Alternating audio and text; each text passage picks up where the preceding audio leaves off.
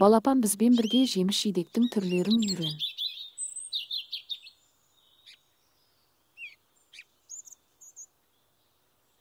Алма. Адамдар алма ағаштарын шамамен 8500 жыл бұрын өсір.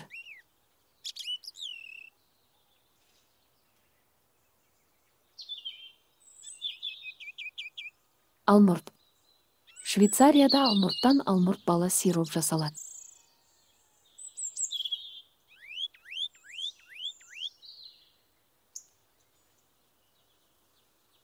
Анар. Құранда анар туралы айтылған.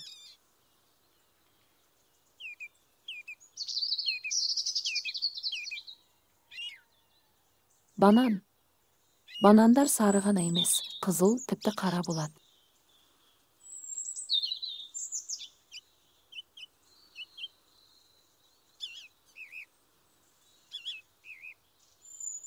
Жүзім. Жүзім шаршауды жоюға көмектеседі.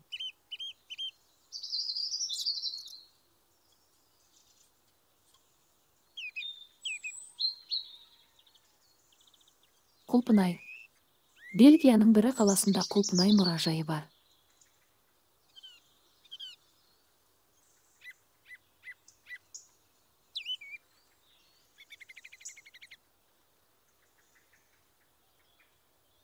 Лимон. Жаңа піскен лимондарда А және С дәрумендері бар.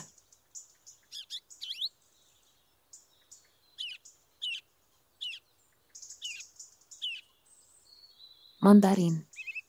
Мандарин ағашының биіктігі 4-5 метрге дейін жетеді.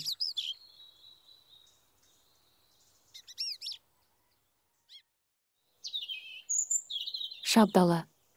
Шабдалы тек дәмді ғана емес, витаминге бай жеміс. Каналымызға тіркел, бірге дамимыз.